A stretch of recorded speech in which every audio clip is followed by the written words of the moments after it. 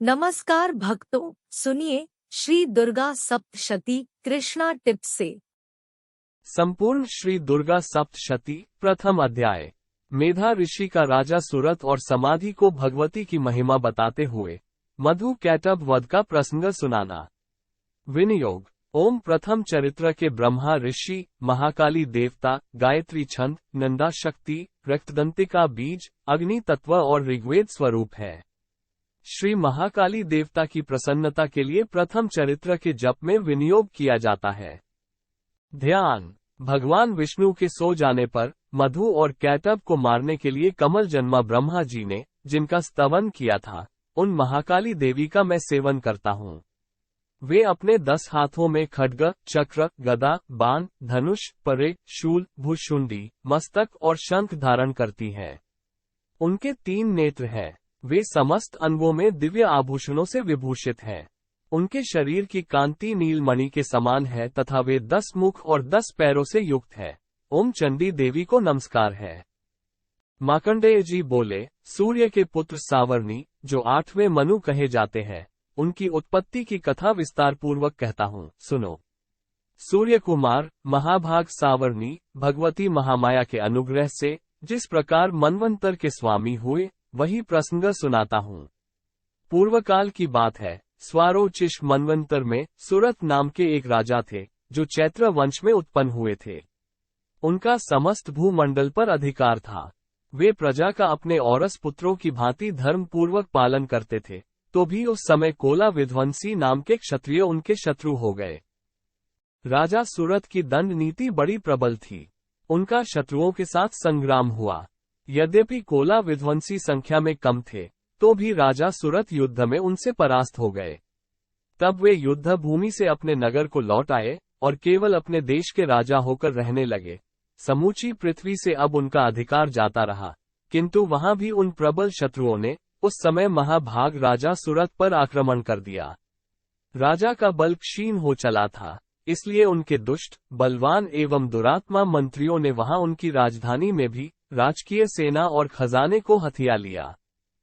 सुरथ का प्रभुत्व नष्ट हो चुका था, इसलिए वे शिकार खेलने के बहाने घोड़े पर सवार हो वहां से अकेले ही एक घने जंगल में चले गए।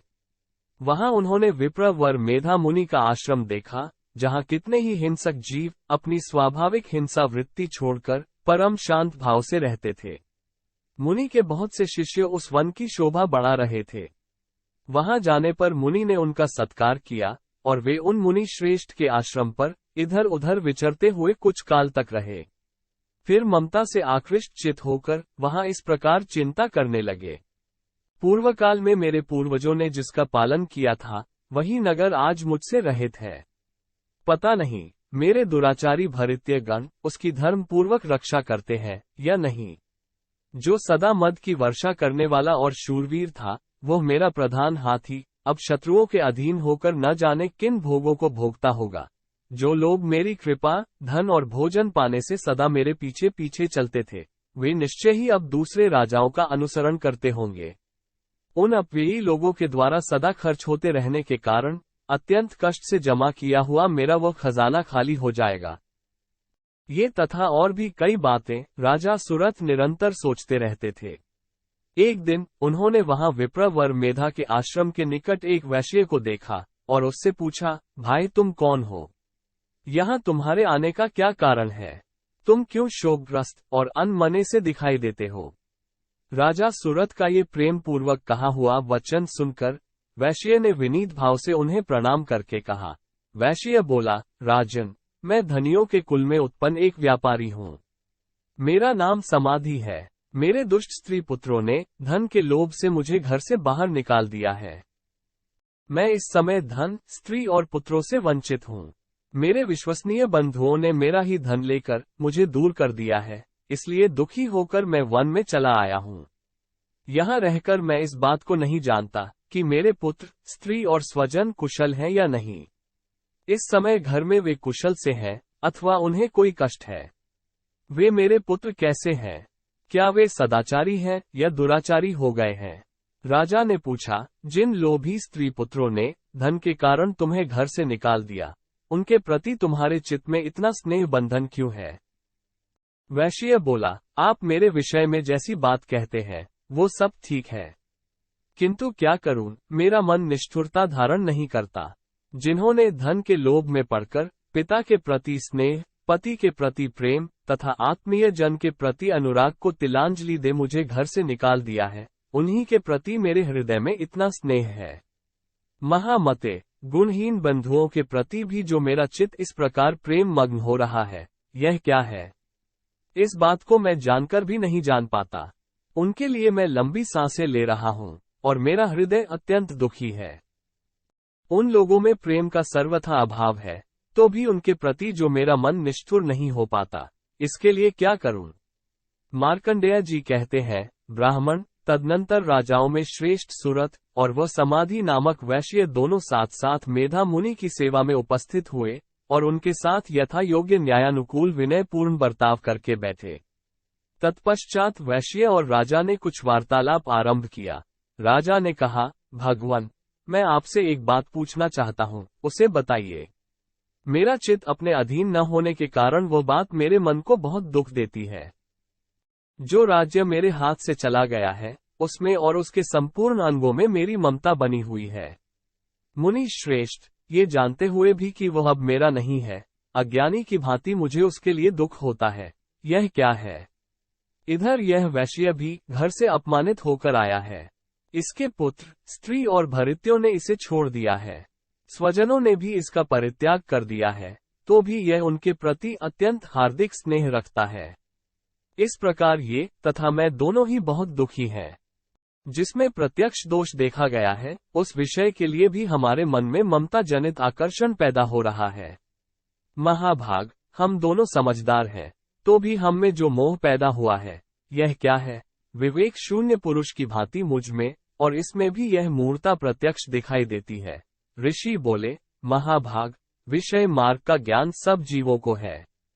इसी प्रकार विषय भी सबके लिए अलग अलग है। कुछ प्राणी दिन में नहीं देखते और दूसरे रात में ही नहीं देखते, तथा कुछ जीव ऐसे हैं जो दिन और रात्रि में भी बराबर ही देखते हैं।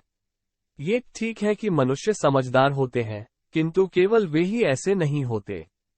पशु, पक्षी और मृग आदि सभी प्राणी समझदार होते हैं। मनुष्यों की समझ भी वैसी ही होती है जैसी उन मृग और पक्षियों की होती है, तथा जैसी मनुष्यों की होती है वैसी ही उन मृग पक्षी आदि की होती है। ये तथा अन्य बातें भी प्राय दोनों में समान ही हैं। समझ होने पर भी इन पक्षियों को तो देखो, ये स्वयं भूख से पीड़ित होते हुए भी मोहवश बच्चों की चोंच में कितने चाव से अन्न के दाने डाल रहे हैं। नरश्रेष्ठ, क्या तुम नहीं देखते कि ये मनुष्य समझदार होते हुए भी लोभवश अपने किए हुए उपकार का बदला पाने के लिए पुत्रों की अभिलाषा करते हैं? यद्यपि उन सब में समझ की कमी नहीं है, तथापि वे संसार की स्थिति, जन्म मरण की परंपरा बनाए रखने वाले भगवती महामाया के प्रभाव द्वारा ममतामय भंवर से युक्त मोह के गहरे गर्त में गिराए गए हैं। इसलिए इसमें आश्चर्य नहीं करना चाहिए। जगदीश्वर भगवान विष्णु की योग निद्रा रूपा जो भगवती महामाया है, उन्हीं से यह जगत मोहित हो रहा है। वे भगवती महामाया देवी ज्ञानियों के भी चित्त को बलपूर्वक खींचकर मोह में डाल देती हैं। वे ही इस संपूर्ण चराचर जगत की सृष्टि करती हैं, तथा वे ही प्रसन्न होने पर मनुष्यों को मुक्ति के लिए वरदान देती हैं। वे ही परा विद्या, संसार बंधन और मोक्ष की हेतु भूता सनातनी देवी तथा संपूर्ण ईश्वरों की भी अधीश्वरी है। राजा ने पूछा, भगवान, जिन्हें आप महामाया कहते हैं, वे देवी कौन है? ब्राह्मण, उनका आविर्भाव कैसे हुआ तथा उनके चरित्र कौन कौन है? ब्रह्मवेत्ताओं में श्रेष्ठ महर्षि, उन देवी का जैसा प्रभाव हो, जैसा स्वरूप हो और जिस प्रकार प्रादुर्भाव हुआ हो, वो सब मैं आपके मुख से सुनना चाहता हूँ। ऋषि बोले, राजन, वास्तव में तो वे देवी नित्य स्वरूपा ही है। संपूर्ण जगत उन्हीं का रूप है तथा उन्होंने समस्त विश्व को व्याप्त कर रखा है, तथापि उनका प्राकट्य अनेक प्रकार से होता है। वो मुझसे सुनो। यद्यपि वे नित्य और अजन्मा है, तथापि जब देवताओं का कार्य सिद्ध करने के लिए प्रकट होती है, उस समय लोक में उत्पन्न हुई कहलाती हैं।